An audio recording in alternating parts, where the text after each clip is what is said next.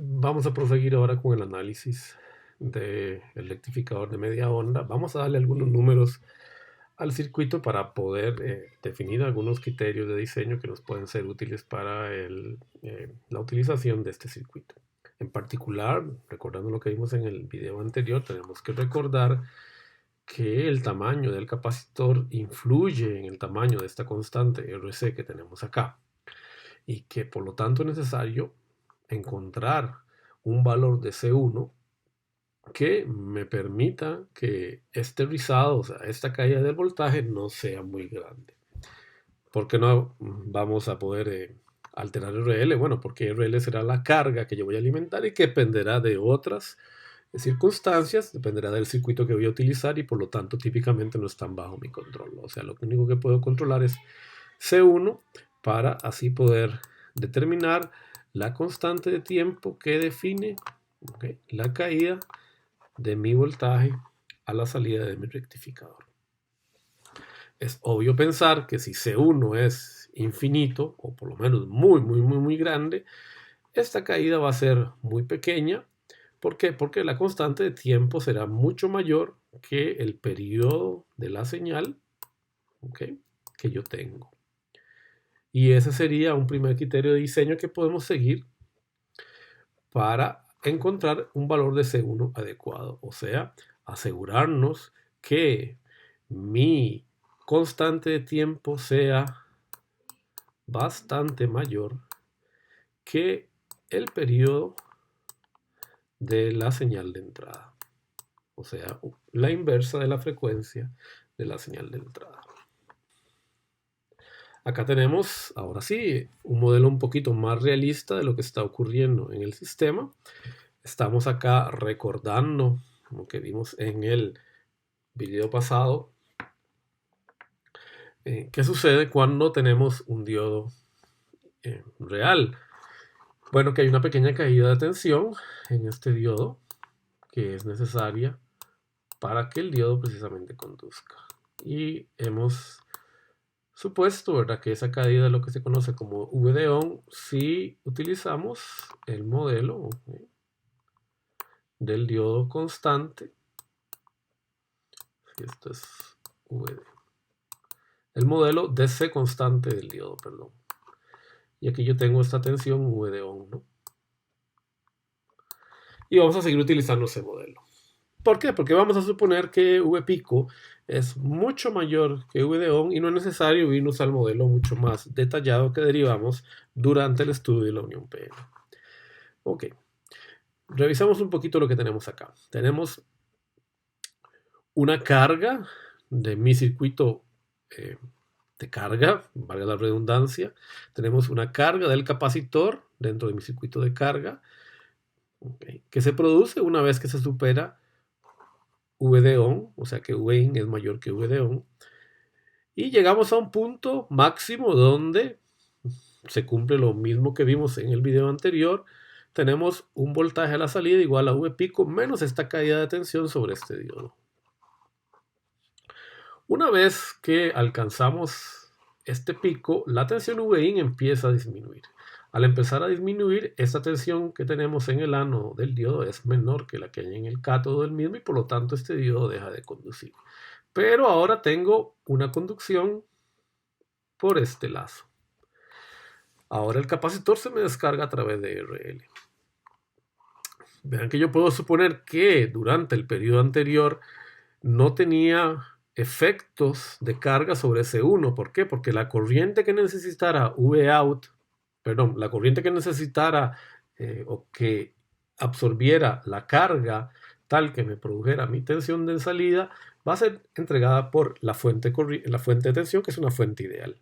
Así que durante este primer lapso de tiempo no hay ningún problema, ¿ok?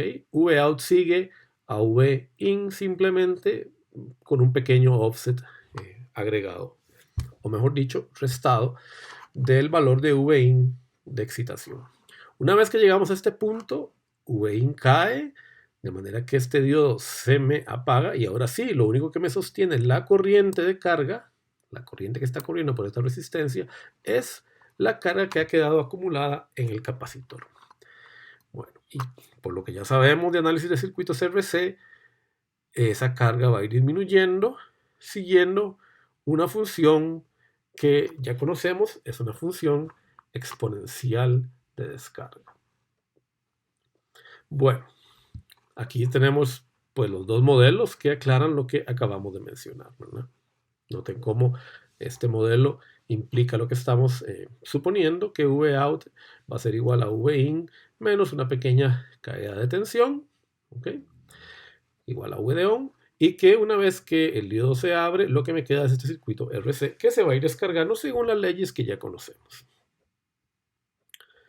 Yo puedo entonces plantear una ecuación para solucionar esto, pues partiendo de lo que ya conocemos, ¿verdad? Si este va a ser la tensión inicial cargada en mi capacitor, pues lo que tengo es una caída exponencial de Vout en función del tiempo. Es claro que si RLC1 es muy grande, este término va a tender a 0, y eso es lo que en cierta manera estamos buscando. Yo, sin embargo, no necesito ser tan explícito en la resolución de esta ecuación si puedo suponer precisamente lo que acabamos de mencionar, que esta constante tiempo es mucho mayor que el periodo de la señal involucrada. ¿Por qué? Bueno, volvamos a este gráfico de acá.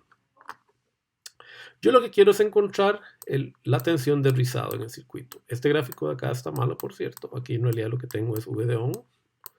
Okay. En el libro es correcto lo que tengo, ¿verdad? Y mi tensión de rizado en realidad es esta de acá, ¿verdad? Lo que tengo que encontrar es esta diferencia. Vean que si yo supongo que este tiempo que tengo acá, este tiempo sería más o menos, esto sería T4, ¿no? Pongámosle poner T4. Es el tiempo en que de nuevo el diodo se me apaga. Entre T4 y T1, okay, lo que tengo es precisamente el periodo de mi señal. Si yo supongo que este periodo es mucho mayor que este que tengo acá, que es el tiempo de recarga del capacitor, puedo simplificar un poquito mi sistema de ecuaciones, ¿no? O sea, lo que tengo que encontrar es la descarga que ocurre entre T1 y T4 para facilitar un poquito el análisis. Ahora, si mi tiempo es mucho menor que la constante de carga, ¿cuánto mucho menor? 10 veces, digamos que siempre es una regla típica que funciona bastante bien. Si esto se cumple, yo puedo suponer que esto es prácticamente una recta. Si yo supongo que esto es prácticamente una recta, puedo simplificar simplemente un poquito esta expresión partiendo de una aproximación numérica que dice que la exponencial de un número se puede aproximar a 1 menos dicho número si esta constante o este valor es muy pequeño. ¿Okay? O sea, aquí lo que quiero decir es que este valor es muy pequeño. Si eso es así, y fíjese que eso sería el caso, ¿okay? Si estamos evaluando esta expresión a lo largo de todo el tiempo de interés. ¿Cuál va a ser el tiempo de interés? Este tau va a ser el periodo.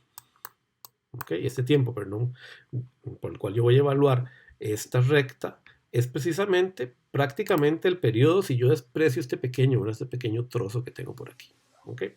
Si yo desprecio ese pequeño espacio de intervalo, ¿okay?, que tengo ahí, yo puedo suponer esto. Y puesto que estoy suponiendo que mi constante es mucho mayor que t, entonces este número es muy, muy pequeño. No es 0, pero es muy, muy pequeño. Así que yo puedo utilizar esta aproximación acá. ¿Ok? O sea que ahora mi tensión de salida es simplemente la resta de estas dos señales. Bueno, multiplicando y los términos a ambos lados de estos dos paréntesis, obtengo esta expresión de acá. Fíjese que entonces lo que tengo es un valor pico al cual le estoy restando un valor que es una función de este t de acá. ¿Okay? Bueno, que ya habíamos dicho que es igual al t. Nótense que esto no es ni más ni menos que la ley de Ohm. Fíjense que V pico menos D-on sobre RL es precisamente la corriente de carga que yo tengo. Esta es la corriente de carga, ¿no? Que yo tengo o que está siendo consumida por esta resistencia de carga. Sería V pico menos V de-on, ¿ok? Que es lo que ha quedado guardado en el capacitor dividido sobre la resistencia RL. Y eso es, puede decirse, prácticamente una corriente de forma constante que va cayendo en función de esta pendiente que tenemos acá. ¿Ok? O sea que la pendiente está definida por C1, lo cual es bastante obvio. Ahora, yo voy a definir una tensión de rizado, porque a mí lo que me interesa es simplemente ver cuánto cae esta tensión a la salida, desde el máximo que tengo definido en V de pico menos V de on hasta un mínimo que va a ser una función de la constante de descarga del capacitor. Okay, entonces lo que yo quiero es encontrar más o menos la amplitud de esta especie de función triangular que estoy aproximando por esta manipulación algebraica. Entonces yo me quedo solo con todo este término de acá, este término es el que me interesa. Esto me va a definir mi tensión de rizado. Aquí lo que estoy sustituyendo es T por T sub in, ¿ok? Porque al fin y al cabo lo que me interesa a mí es encontrar la caída máxima de tensión cuando T es igual a T sub in. ¿Cuál ha sido la máxima caída que yo puedo esperar en el circuito RC que tengo? Y acá lo que estoy haciendo es simplemente un reacomodo algebraico. Estoy transformando el periodo en frecuencia. Y esta expresión de acá me da entonces aproximadamente cuál es el valor de amplitud del rizado que yo tengo.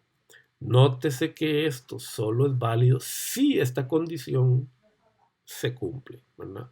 Si esta condición no se cumple, si RL sobre C1 es aproximadamente el periodo, pues no podemos hacer esta aproximación. Lo más probable es que termine con algo parecido a lo que vimos acá, ¿no? Vamos a tener una especie de circuito de este tiempo. Ahí se va a aplicar la regla de descarga de los 5 tau que hemos estudiado en cursos anteriores. Bueno, la idea es evitar eso. ¿Cómo? Pues tratando de cumplir esta regla de diseño. Bueno, es esa regla arbitraria, o sea, ustedes me podrían decir, bueno, a mí lo que me sirve entonces es buscarme un capacitor lo más grande posible. Bueno, en primer lugar, primero recordemos que no siempre es posible, ¿no? Okay, no siempre es posible tener capacitores de tamaños arbitrarios. Para eso los invito a hacer los ejercicios respectivos en el Rasabi sobre este tema. Pero además tengo un efecto contrario, que se debe al hecho de que, recordemos, el capacitor se opone a los cambios, por así decirlo, inmediatos de tensión, ¿verdad? Tenemos una ley fundamental del capacitor que se deriva de esas relaciones. Recordemos, ¿verdad? Yo puedo decir que la corriente en el diodo, ¿no? La corriente en un diodo es igual a la capacidad, pero la corriente, ¿verdad? Que es entregada por un capacitor, ¿verdad? Va a ser igual a C sobre el cambio de V de T. ¿Ok? Bueno, ¿qué sucede si ese cambio es muy rápido? Si ese cambio es muy rápido, esta corriente puede crecer rápidamente. ¿Y dónde se da ese máximo cambio? Ese máximo cambio se me da en esta región de acá. Noten que yo estoy rápidamente encendiendo el diodo cuando Vin supera, ¿okay?, la tensión necesaria para hacer que este diodo conduzca, o sea, que Vin ya sea mayor que la tensión que tenemos acumulada en ese momento en este capacitor. Entonces, este DI, ¿verdad? Este DI, que también se me repite por acá, este dV de T puede ser muy grande. Recuerden que el DT de acá pues es pequeño porque estamos suponiendo, ¿verdad?, que el capacitor tiene una constante RC tal que hace que la caída de tensión no sea muy grande. Así que lo más probable es que si la tensión de entrada es muy alta, sea en realidad muy rápido el encendido de este diodo. ¿Okay? Porque la diferencia que va a haber entre este nodo y este, cuando esta tensión está creciendo, rápidamente es vencida por Vin. Y tengo entonces un pico de corriente, ¿okay?, que viene de la fuente y que es absorbido por el capacitor según esta ley. Y eso puede ser un problema. ¿Por qué? porque recordemos que a la hora de la verdad el diodo no es un diodo ideal. O sea, mi diodo en realidad tiene una curva de este estilo, ¿verdad? Necesita que VD sea muy grande para que tengamos corrientes altas. ¿Qué sucede si el diodo se me enciende muy rápido? O sea, si yo fuerzo una tensión VD aquí levemente mayor que la que tengo acá, pero ahora añadiéndole el efecto de este capacitor, que este capacitor tiene que cumplir con su ley fundamental. Entonces, si este dV es muy rápido y este capacitor es muy rápido, porque lo hemos diseñado de esta manera para minimizar este rezado, esta corriente puede ser muy grande. Y eso no puede cumplir con la ecuación que tenemos acá. Es probable que en ese momento, puesto que apenas estamos encendiendo el diodo, tenga una corriente que me puede otorgar el dispositivo muy baja. Y si eso es así, esto puede simplemente dañar el diodo, lo puede quemar, porque le estoy exigiendo al diodo más corriente de la que él puede dar. Y eso pues obviamente fuerza o daña el dispositivo, típicamente dañándolo por calor. Los invito a revisar la derivación de esta expresión. No es obligatoria para este curso, pero es buena tenerla, digamos, ahí guardada en el formulario. La expresión que me indica que yo tengo un límite acá, que es una función de la frecuencia de entrada y de el capacitor que tengo en mi filtro. Y los invito también a hacer uno de los ejercicios que hay en el Razavi para que vean que esta corriente, si este capacitor es del orden de algunos milifaradios, puede llegar a los cientos de amperios, lo que obviamente se traería pues o destruiría cualquier diodo que yo tengo conectado ahí. Esto me establece entonces una cota inferior de diseño. Sí, C1 tiene que ser muy grande, pero no puede ser tan grande porque podemos terminar con un fenómeno como el que tenemos acá.